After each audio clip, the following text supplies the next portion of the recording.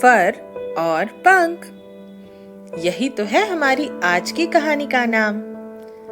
तो आओ सुनते हैं फर और पंख की कहानी। एक थी शुतुरमुर्ग मम्मा। शुतुरमुर्ग जानते हैं ना, एक बड़ा सा पक्षी होता है। वो अपने अंडों में से निकले दो प्यारे प्यारे बच्चों के साथ बहुत खुश थी। एक दिन वो उनके लिए खाना ढूंढकर लौटी तो देखा बच्चे घोंसले में नहीं थे। शुतुरमुर्ग मम्मा ने शेर के पंजों के निशान देखे। पहले तो वो घबराई, लेकिन फिर उन निशानों का पीछा करते हुए वह पगडंडी के सहारे सहारे गुफा के दरवाजे पर पहुंच गई, जहां उसने अपने प्यारे बच्चों को देखा, लेकिन शेरनी की बाहों में।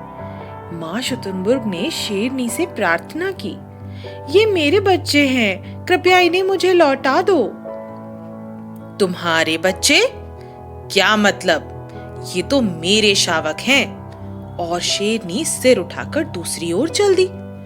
शुतुरमुर्ग मम्मा ने कहा, ये देखने में बिल्कुल भी तुम्हारे शावक नहीं हैं। ये चूजे हैं, शुतुरमुर्ग के चूजे।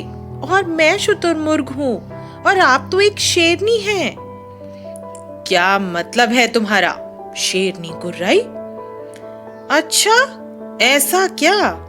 तब तो तुम्हें किसी अन्य जानवर को खोजने में कोई समस्या नहीं होगी जो तुमसे सहमत हो। जाओ, मैं तुम्हें चुनौती देती हूँ।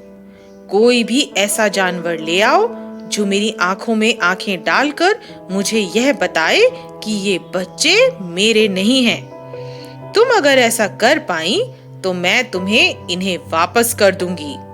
और फिर शेरनी जोर से दहाड़ी। मम्मा शुतुरमुर्ग जल्दी से जंगल में इस भयानक अपराध के बारे में बात करने को सभा बुला लेने के लिए निकल पड़ी। अब वह एक नेवले के पास आई और अपनी दुख भरी कथा सुनाई। नेवले ने बहुत सोचा, और फिर कहा कि गहरे जंगल में चींटियों की एक ऊंची पहाड़ी जैसा टीला है, जिसके आर पार बड़े बड़े और ऊंचे जानवर भी नहीं देख पाते हैं।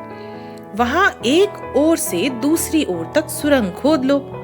यह सुनकर मम्मा शुतुरमुर्ग सुरंग खोदने में व्यस्त हो गई और सुरंग के मुंह को ऊपर से पत्तों की मदद से छुपा दिया।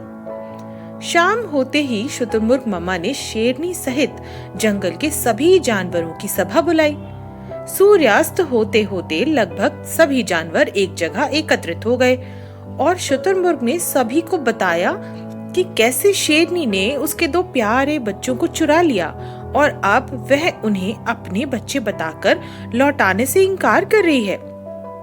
जंगल के सभी जानवरों जैसे भालू, ज़ेब्रा, हिरन, जिराफ, लोमड़ी, खरगोश आदि ने यह सब देखा। लेकिन जब शुतुरमुर्ग मम्मा ने सबको बताया कि उसे सिर्फ एक ऐसे जानवर की जरूरत है जो शेरनी की आंखों में देखकर उसे यह बताए कि ये बच्चे शेरनी के नहीं बल्कि शुतुरमुर्ग के हैं, तो सभी की नजरें नीचे झुक गईं। एक एक करके सभी से पूछा गया तो सभी ने कानाफूसी करके कहा कि बच्चे तो शेरनी के ही हैं, इसमें तो कोई प्रश्न ही नहीं है। आखिर सभी को अपनी जान प्यारी थी। लेकिन जब नेवले का नंबर आया तो वह बोल गया, किसी ने ऐसे बच्चे देखे हैं जिसकी माँ के फर हो और बच्चों के पंख हो? जो आप कह रहे हैं जरा सोचिए, माँ के फर और चूजे के पंख हैं। ये बच्चे यकीनन शुतुरमुर्ग के हैं। फिर नेवला जल्दी से छलांग लगाकर सुरंग के मुंह से घुसकर दूसरी ओर से जंगल में निकलकर भाग गया। बाकी के जानवर भी इधर उधर चुपचाप निकल लिए। शेरनी ने नेवले पर हमला करने की कोशिश की। वह बहुत देर तक सुरंग के मुंह पर नेवले की प्रतीक्षा करती रही, लेकिन नेवले की तरकीब तो काम कर गई थी। शेरनी की आंखों में देखकर सच बोलने के बाद भी नेवले ने अपनी जान बचा ली थी और शेरनी को वादे के मुताबिक मम्मा शुतुरमुर्ग को उसके बच्चे लौटाने पड़े। मम्मा शुतुरमुर्ग अब अपने बच्चों के साथ बहुत खुश थी।